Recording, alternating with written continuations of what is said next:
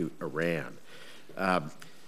Under your husband's administration, we passed the Iran Sanctions Act. That was way back in 1996. The Congress then enhanced that in July of 2010.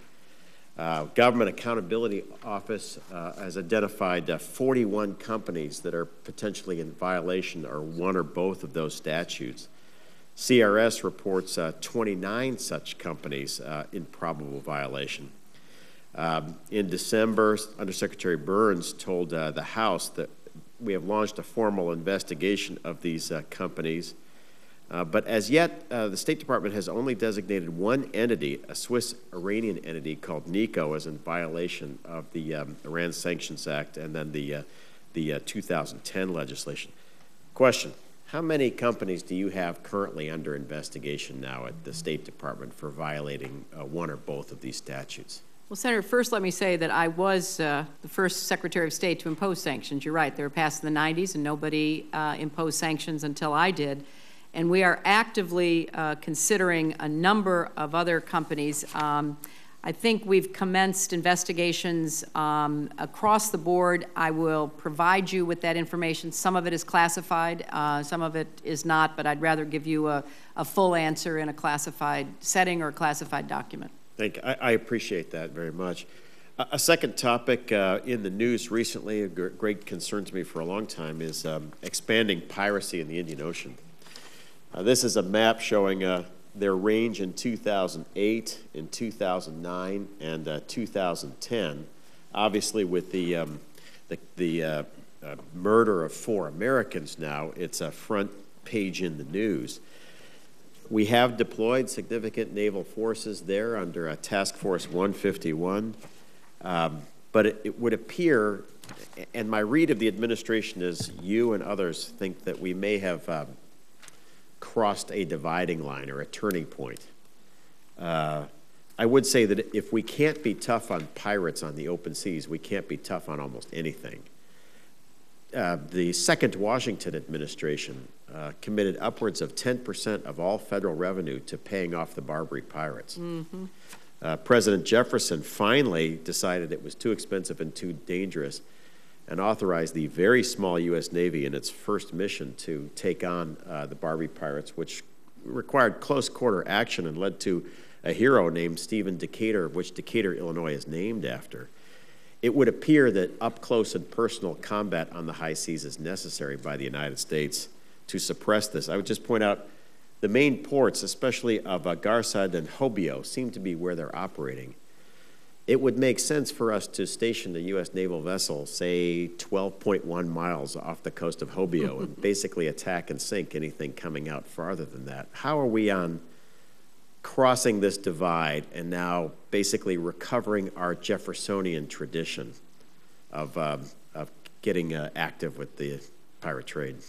Well, Senator, I look forward to working with you on this because I share your outrage, and it is a matter of great concern to me with the deaths of the 4 Americans on the quest.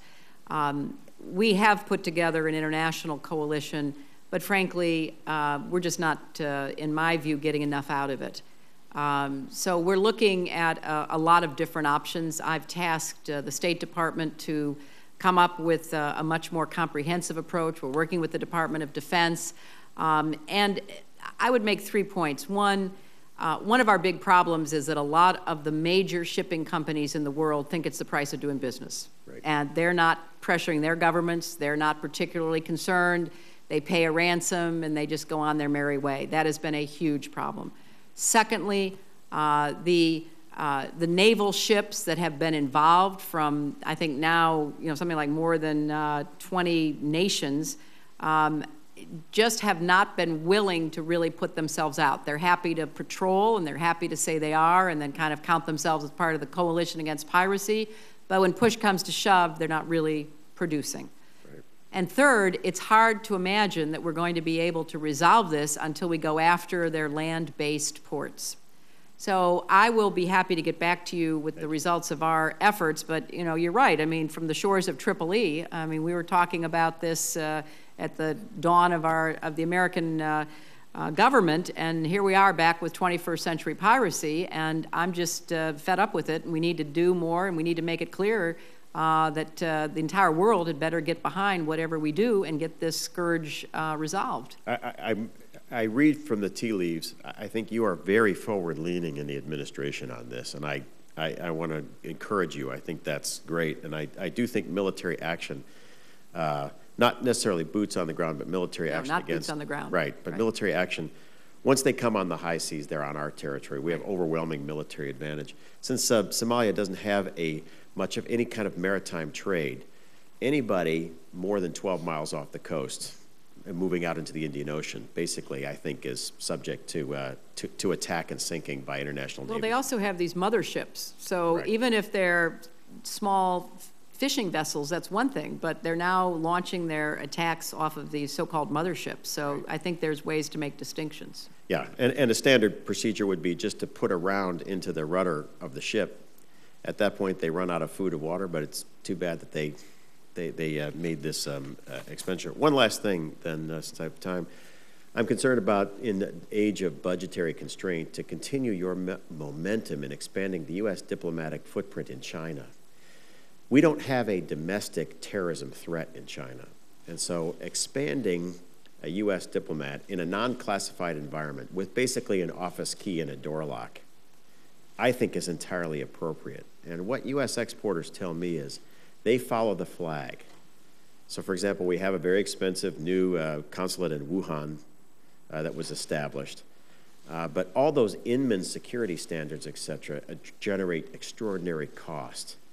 And since we have over 100 cities in China of very large size, just putting 1 or 2 diplomats behind a regular office door, I think, is an acceptable level of risk and has tremendous upside for exports of the United States. Is there a way to have you kind of conquer the security god and move this forward? Because I don't think we have any kind of terrorism danger in central China, but this would have a huge upside for U.S. exporters. You know, Senator, one of the major issues that I raised in the QDDR was risk management. Right.